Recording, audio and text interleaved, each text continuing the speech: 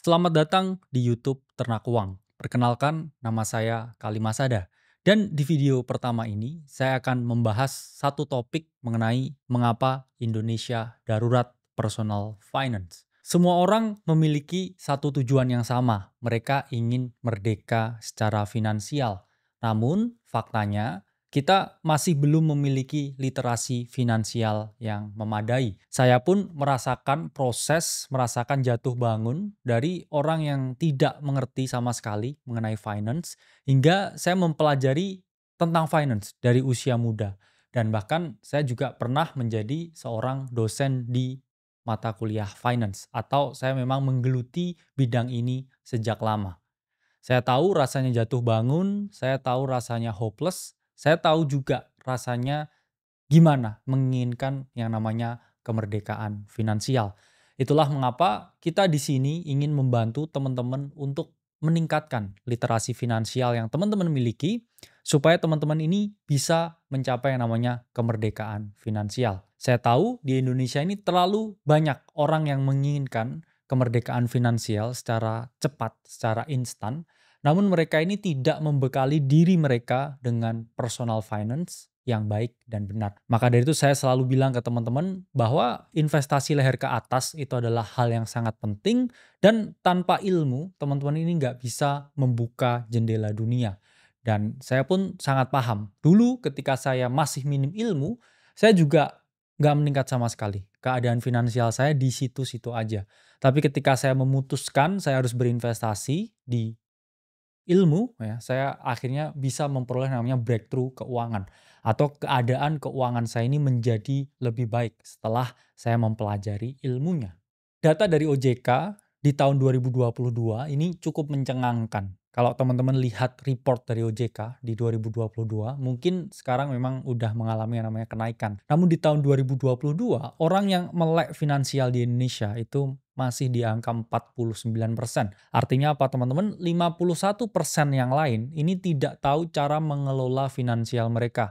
Mereka ini nggak tahu gimana caranya memperoleh pendapatan, mereka ini nggak tahu menyimpan pendapatannya seperti apa, mereka juga tidak melek menginvestasikan pendapatan yang mereka miliki. Itulah mengapa ya kita ngomong kita dalam keadaan yang darurat finansial. Atau kita butuh menerapkan personal finance yang baik dan benar, supaya apa? Kita bisa memperoleh yang namanya kemerdekaan finansial.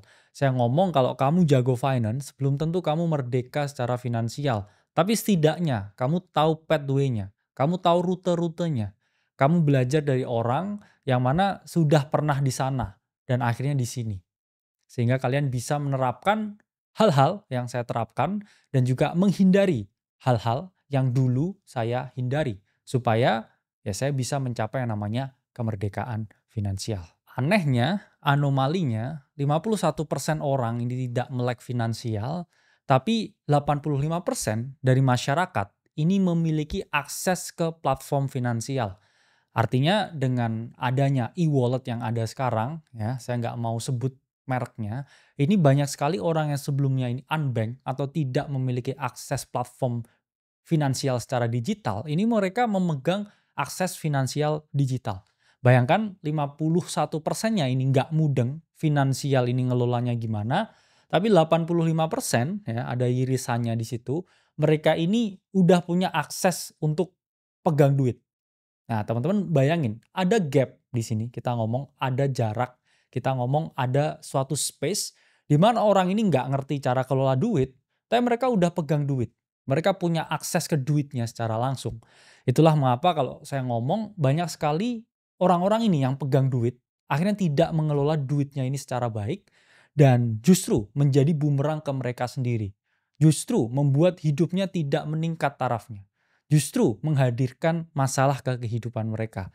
Itulah mengapa sangat perlu kita menyampaikan topik mengenai personal finance supaya orang-orang yang memiliki akses terhadap platform keuangan ini juga tahu bagaimana mereka harus mengelola uang mereka. Supaya uang yang mereka miliki dari kerja keras atau dari pemberian orang di sekitar mereka ini dapat dimanfaatkan secara baik. Supaya apa? Ya kita bisa memperoleh yang namanya pertumbuhan ekonomi yang baik supaya bangsa kita ini juga menjadi sedikit lebih Baik, data yang mencengangkan lain yaitu data dari Badan Pusat Statistik yang menunjukkan per 2024 kemarin 50% dari pemuda kita ini sudah memiliki akses ke perbankan. Sementara 50% yang lainnya ini belum. Tapi 50% yang sudah memiliki akses ini menurut data dari LPS 98,8% ini memiliki saldo di bawah 100 juta.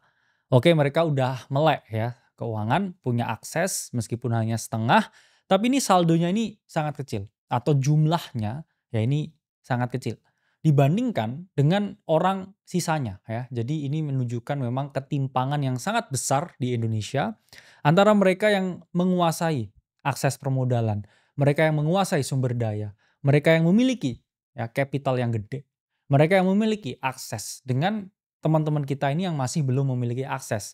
Jadi di sini kita juga harus melihat juga data yang cukup mencengangkan sehingga kita harus berusaha untuk menutup gapnya. Kita harus berusaha untuk meningkatkan kualitas kita supaya supply and demand ya ini bisa bertemu dan kita tidak setimpang itu kalau kita ngomong. Sekarang kita ini sangat setimpang itu. Di mana hanya sedikit saja orang di Indonesia ini yang menikmati hampir seluruh kekayaan yang ada di Indonesia. Dan faktanya memang 95%, ini data OJK juga, orang di Indonesia itu belum melek dengan investasi. Mereka nggak tahu apa itu investasi, mereka nggak tahu aset investasi apa yang baik dan benar untuk dipilih, dan mereka tidak tahu alokasinya ini seberapa banyak. Itu menunjukkan ya ini kita negara yang sangat timpang dengan negara-negara lain. Kalau kita ngomong ya di US itu memang sangat melek sekali. 70% dari mereka ini memiliki akses investasi. Itulah mengapa negaranya bisa maju karena akses permodalannya begitu luas. Dan bahkan orang menaruh dana pensiun mereka di pasar saham. Sehingga orang yang didorong oleh kapitalisme, orang didorong oleh budaya meritokrasi, mereka bekerja untuk uang dan mereka membiarkan uang bekerja untuk mereka yang mana diseleksi di market. Suatu perusahaan yang kompetitif akan bertahan sementara perusahaan yang tidak kompetitif di sana ya akan terjungkal. Tapi banyak juga orang yang masa bodoh ya kita ngomong berinvestasi di indeks, membeli S&P 500 dan indeks akan melakukan yang namanya rebalancing. Aset mana yang cenderung perform dan aset mana yang cenderung tidak perform. Itulah ngapa kalau teman-teman membeli S&P 500 dalam jangka waktu yang sangat panjang, sejauh ini ya cenderung mengalami kenaikan. Karena budaya meritokrasi, karena adanya permodalan yang gede, mendorong sistem kapitalisme, menggiring orang ya menjadi gila uang. Itulah mengapa ya ekonomi US mengalami perkembangan yang sangat pesat dari tahun ke tahun. Lalu secara definitif, apa sih sebenarnya personal finance itu? Personal finance merupakan suatu ilmu untuk manusia melakukan proses ketika mereka memperoleh pendapatan, menyimpan pendapatan mereka, membelanjakan pendapatan mereka, dan menginvestasikan pendapatan yang mereka peroleh. Supaya apa? Supaya mereka berhasil memperoleh tujuan keuangan yang mereka inginkan. Apa itu tujuan keuangan? Yaitu adalah suatu visi, suatu cita-cita yang kita inginkan. Secara fisik, secara konkret dapat didefinisikan. Banyak sekali orang ini yang nggak memiliki tujuan keuangan yang konkret. Akhirnya apa? Akhirnya mereka hidupnya kesana kemari. Tidak jelas, tidak memiliki suatu tujuan, dan ya hidupnya nggak kemana-mana. Hidupnya di situ-situ aja. Itulah mengapa teman-teman harus mendefinisikan tujuan keuangannya. Apa yang kamu mau? Apakah kamu mau mempertahankan keadaan yang kamu miliki sekarang? Atau kamu mau meningkatkan keadaan yang kamu miliki sekarang? Yang mana getting rich, memperoleh yang namanya kemerdekaan finansial. Karena memperoleh dan mempertahankan itu merupakan dua skill yang berbeda. Dua skill yang memerlukan ekspertis khusus. Dua keahlian yang nggak bisa dicampur. Karena apa? Memperoleh kekayaan itu sesuatu yang bersifat aktif, bersifat agresif. Ada komponen-komponen yang harus teman-teman lakukan. Ada komponen-komponen yang harus teman-teman perhatikan. Sementara mempertahankan kekayaan itu suatu skill yang sifatnya pasif, sifatnya defensif, sifatnya tidak mencari growth yang tinggi. Maka dari itu ya instrumen yang dipilih, pendekatan yang dilakukan itu juga hal yang berbeda pula. Jadi dua hal ini harus diperhatikan. Tapi kalau personal finance secara garis besar itu tentang bagaimana teman-teman ini mengelola pendapatan yang dimiliki untuk mencapai tujuan keuangan yang teman-teman harapkan. Lalu apa solusi konkret yang harus teman-teman lakukan untuk mencapai yang namanya tujuan finansial? Di sini mungkin di video pertama, jadi kita tidak akan breakdown terlalu dalam. Kita tidak akan menjelaskan terlalu banyak. Tapi intinya pertama, teman-teman harus mencoba melakukan yang namanya pencatatan. Apa itu pencatatan? Yaitu adalah pencatatan berapa banyak uang yang teman-teman peroleh dalam waktu 1 bulan. Teman-teman juga harus mencatat berapa banyak pengeluaran yang teman-teman keluarkan dalam waktu 1 bulan. Kalau jumlah dari pengeluaran teman-teman itu jauh lebih besar daripada pendapatan teman-teman, itu artinya apa? Teman-teman boncos. Teman-teman hidup dalam defisit. Hidup dalam keadaan yang butuh uang lebih banyak daripada yang teman-teman habiskan. Dan faktanya memang lebih banyak orang yang spendingnya ini lebih banyak setiap bulan daripada gaji yang mereka dapatkan. Lalu sisanya defisit ini ditutup dari mana? Satu, mungkin kalian berhutang ke teman, ke keluarga, atau berhutang ke lembaga-lembaga tertentu. Kedua, mungkin teman-teman makan uang tabungan. Mungkin nggak kerasa nih karena punya tabungan, punya warisan. Tapi sampai kapan warisan tersebut akan ada? Teman-teman juga harus menghitungnya. Ketiga, mungkin teman-teman minta uang dari pasangan kalau udah beristri atau bersuami atau berkeluarga, minta pasangannya. Atau juga bisa teman-teman minta dari keluarganya. Ya ini yang kita ngomong nanti ya sebagai generasi sandwich atau generasi yang menghidupi ya 2 generasi dan dia terhimpit. Itu banyak sekali di Indonesia. Hampir 3 dari 10 orang di Indonesia itu juga generasi sandwich. Maka dari itu teman-teman sangat penting untuk melakukan yang namanya pencatatan. Ada banyak sekali aplikasi di luar sana ya yang gratis ya. Saya ngomong kita nggak terafiliasi, ada money manager, ya, ada yang lokal juga banyak lah. Bisa teman-teman download, terus teman-teman setiap bulan ya, teman-teman catat pengeluarannya berapa, pendapatannya berapa, lihat nggak kira-kira ya surplus atau defisit. Surplus itu keadaan ketika pendapatan teman-teman itu jauh lebih banyak daripada pengeluarannya. Defisit itu keadaan ketika lebih banyak pengeluarannya daripada pendapatannya. Harusnya, ya saya nggak ngomong harusnya, tapi harus kamu surplus setiap bulan. Artinya apa? Pengeluaranmu itu jauh lebih sedikit daripada penerimaan atau pendapatanmu. Supaya apa? Ada sisa uang. Sisa uang ini tujuannya apa? Untuk dua. Satu, untuk tabungan. Tabungan itu apa? Dana darurat untuk hidup beberapa bulan ke depan. Dua, itu untuk investasi. Mengapa investasi ini perlu dilakukan? Karena ada satu hal, musuh dari investasi, yaitu adalah inflasi. Nilai uang lama-kelamaan itu akan selalu mengalami penurunan. Penurunan nilai, bukan jumlahnya. Kalau jumlahnya tambah banyak. Mengapa? Ya karena uang kan dicetak terus tanpa underlying aset tertentu. Sehingga kalau uang dicetak terus lebih banyak sesuai hukum supply and demand, uang itu jadi tidak terlalu berharga. Karena apa? Karena jumlahnya banyak. Sehingga itu menyebabkan inflasi. Nah, teman-teman harus melindungi diri dari inflasi dengan melakukan yang namanya investasi. Yang mana nanti investasinya akan kita bahas lebih detail. Lalu langkah kedua, teman-teman harus memiliki metode budgeting yang baik dan benar. Ya, ada banyak sekali metode di luar sana. Ada metode 50, 30, 20, ada zero based budgeting, ada metode yang lain-lain. Nah, aturan 50, 30, 20 itu merupakan aturan yang membagi rasio teman-teman spending untuk kebutuhan sehari-hari itu adalah 50% dari gaji yang teman-teman peroleh. 30% untuk keinginan, 20%-nya untuk saving atau investing. Metode ini tidak terlalu oke kalau teman-teman ada di rentang yang masih UMR atau yang teman-teman udah merdeka finansial. Karena apa? 50% pendapatan setiap bulan itu nggak masuk akal untuk orang yang udah di high net worth individual. Karena apa ya? Kalau mereka penghasilannya 10M lah sebulan. Masa mereka mau 5M ini untuk kebutuhan sehari-hari? Kamu mau makan di mana? Kan nggak mungkin.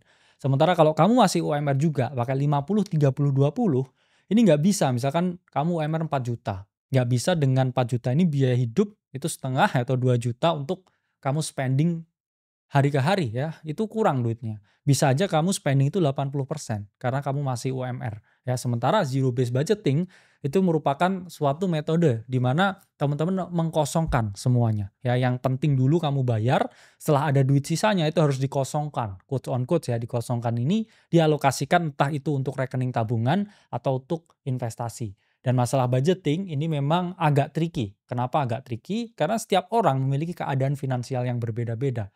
Nanti di YouTube ini ya, kita akan bahas lebih dalam mengenai bagaimana sih teman-teman ini melakukan metode budgeting sesuai dengan skenario, sesuai dengan gaji yang teman-teman peroleh. Selanjutnya ya langkah ketiga, kita nggak ngomong secara spesifik, tapi teman-teman ini harus memiliki tabungan. Lah bukannya tadi nggak boleh ya menabung terlalu banyak, yaitu benar ya. Kalau terlalu banyaknya ini sampai itu hampir ya lebih dari 50% harta kita. Tapi kalau kita memiliki uang yang kayak saya ngomong ya, uang nongkrong di rekening untuk beberapa bulan ke depan, ya spending atau biaya hidup kita beberapa bulan ke depan itu nggak apa-apa. Karena apa? Karena teman-teman nggak tahu hal-hal yang tidak terduga. COVID-19 itu merupakan keadaan di mana kita sadar pentingnya memiliki uang di rekening. Pentingnya untuk memiliki yang namanya dana darurat. Nah, dana darurat ini bisa teman-teman assign atau teman-teman pilih ya sesuai jumlahnya ya dari teman-teman ini tinggal di mana. Pertama kalau teman-teman ini tinggal di kota besar, saya ngomong dana daruratnya ini harus lebih banyak. At least 6 bulan lah. Mengapa? Karena di kota besar seperti Medan, Jakarta, Surabaya, Bandung, itu satu biaya hidup memang lebih tinggi. Dua, potensi teman-teman kena PHK itu malah jauh lebih gede di kota-kota besar. Karena apa? Di sini kan culture-nya sangat kompetitif. Tiba-tiba ada economic downturn, perusahaan kamu lakukan efisiensi, layoff, kamu bisa kena. Nggak peduli kamu ini pegawai yang baru atau udah senior. Ada chances kamu juga kena ya kalau ada yang namanya efisiensi. Itulah mengapa ya 6 bulan it's fine ya untuk di kota besar. Tapi kalau teman-teman ini ada di kota kecil, 2 sampai 3 bulan aja nggak apa-apa. Mengapa? Satu, ya kalau teman-teman pahami dan juga resapi cari kerja di desa atau di kampung, itu jauh lebih gampang loh sebenarnya daripada di kota gede. Mengapa? Di kota gede itu populasinya lebih banyak, persaingan kamu lebih banyak. Dua, persaingan yang banyak itu menuntut yang namanya kompetensi. Orang-orang ini udah banyak, mereka punya sarjana, sementara kamu hanya lulusan SMA. Jadi kamu harus paham lebih sulit ya mencari pekerjaan di kota besar daripada di kota kecil. Worst case skenario ya kalau di kota kecil kamu nggak bisa dapetin kerjaan, kamu bisa jualan makanan di pinggir jalan juga laku kalau di kota kecil. Beneran. Kenapa? Karena populasi jauh lebih sedikit, ya kompetensi itu nggak setinggi itu karena orang kan melakukan yang namanya migrasi ke kota besar untuk memperoleh uang yang lebih banyak. Tapi di sini lebih kompetitif. Sementara di kampung itu tidak sekompetitif yang teman-teman bayangkan. Jadi saya ngomong skenario-nya ya worst case kalau kamu dipecat 2 sampai 3 bulan, saya yakin kamu udah bisa mencari pekerjaan dan menutup ya tabungan kamu yang udah habis dimakan ketika kamu tidak memiliki yang namanya pekerjaan. Kemudian ya, ini memang sedikit melenceng ya dari tujuan. Tapi saya ngomong teman-teman ini nggak bisa mengeliminasi yang namanya keinginan. Saya tahu teman-teman ini punya gengsi yang tinggi. Kadang ya memang pengen beli iPhone. Kadang pengen beli mobil ya, pengen beli BMW ya, pengen jalan-jalan ke luar negeri. Apakah itu nggak boleh ya? Karena kan tadi kayak 50-30-20 yaitu ilmunya Elizabeth Warren. Boleh ya 30% untuk spending. Meskipun itu ya sangat sloppy menurut saya. Kenapa? Ya karena kalau kamu mau lebih ekstrim ya kamu bisa ya barbelin ya 50% untuk kebutuhan, 50%-nya untuk saving dan juga investing. That's fine. Tapi ada orang yang bilang ya, karena sering juga ya kita kena kritik karena kita mengajarkan keuangan, orang-orang ini kritik ya. Kalau saya ngikutin cara kamu saya nggak happy dengan hidup. Terus itu gimana? Ya nggak apa-apa. Kamu tetap bisa happy dengan hidup, kamu tetap bisa memperoleh namanya balance, kamu tetap bisa membeli sesuatu yang kamu inginkan. Dengan cara apa? Kamu memiliki yang namanya 10x rules. Apa itu 10x rules? Jadi 10x rules itu merupakan suatu rules di mana saat kamu pengen banget suatu barang, at least uang di tabungan kamu itu 10 kali lipat dari barang yang kamu inginkan. Kamu misalkan pengen beli iPhone paling baru, harga 20 juta. Setidaknya kamu ini harus memiliki 200 juta di rekening kamu. Atau 200 juta tabungan. Kalau kamu nggak bisa membeli itu 10 kali dari kamu punya duit, kamu maksa. Ya ini rules-nya Bill Gates yang buat. Ya. Saya pernah dengar beliau memang punya rules seperti ini. Bahkan kalau beliau nggak 10x lah ya. 10x itu kalau dia beli roket. Ya, atau dia beli spaceship. Itu mungkin 10x ya kalau sama dia.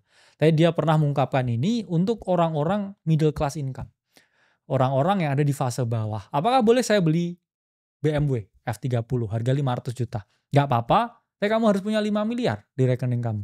Kalau kamu hanya punya 800 juta, terus kamu ngeredit BMW, terus kamu jalan-jalan ke luar negeri, yaitu kamu sign up for a financial disaster. Yaitu kamu namanya menembak kaki sendiri. Jangan sampai kebebasanmu diambil hanya karena kamu melakukan yang namanya utang konsumtif. Dan ini pun masuk ya ke bagian yang terakhir ya. Ini memang sedikit melenceng dengan tujuan, tapi hal yang bisa teman-teman hindari supaya tujuan keuangan ini bisa teman-teman terapkan dan ini terjaga ya. Ini murni tidak terkena ya distraction yang ada, yaitu hindari utang konsumtif. Utang itu teman-teman ada dua ya, satu utang produktif, dua utang konsumtif. Utang produktif itu ketika teman-teman ini berhutang untuk usaha, berhutang untuk bisnis, berhutang untuk ekspansi. Ada juga berhutang untuk investasi. Meskipun saya nggak boleh ya, utang untuk investasi itu haram hukumnya. Karena investasi aja nggak pasti, tapi bunga bank itu pasti ya. Sehingga kalau teman-teman mau berhutang, apakah boleh? Boleh. Asalkan jangan utang yang konsumtif. Saya sangat melarang kalau teman-teman, kayak saya mau utang, apa? Beli HP, terus nyicil setiap bulan. No. Ya. Saya mau utang, apa? Beli mobil. Enggak. No. Karena apa? Satisfaction dari teman-teman dapatkan ketika membeli HP baru, membeli laptop baru, membeli mobil baru, itu nggak berasa 4 bulan, teman-teman. Ya, tapi sakitnya ini bisa teman-teman tanggung 4 tahun ke depan. Bahkan lebih ya.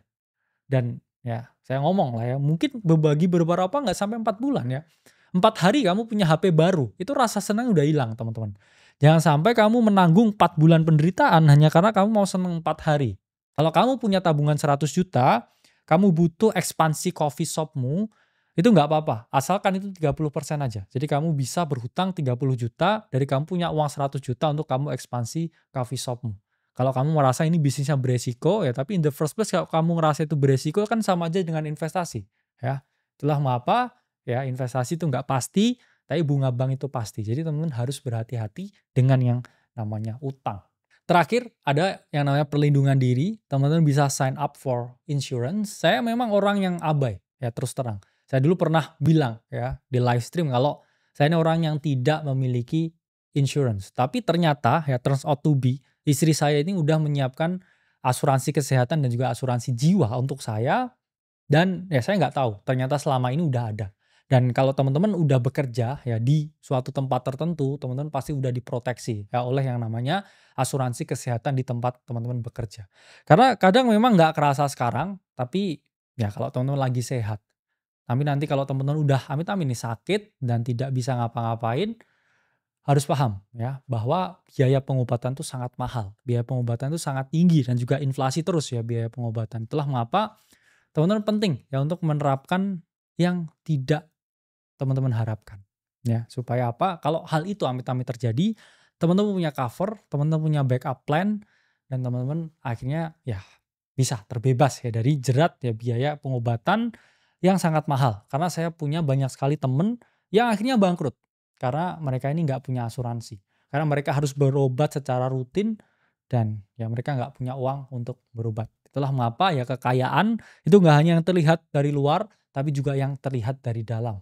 Dan harapannya dengan kita menjelaskan banyak hal ya tentang personal finance, teman-teman bisa memperoleh pengetahuan tentang finance yang jauh lebih bagus, sehingga kemerdekaan finansial yang teman-teman harapkan supaya lepas dari hidup yang sial, itu bisa teman-teman dapatkan. Dan ayo kita belajar bersama-sama, ayo kita saling bergandengan tangan untuk meningkatkan keadaan finansial di bangsa ini. Keadaan finansial di Republik ini, keadaan finansial di Indonesia.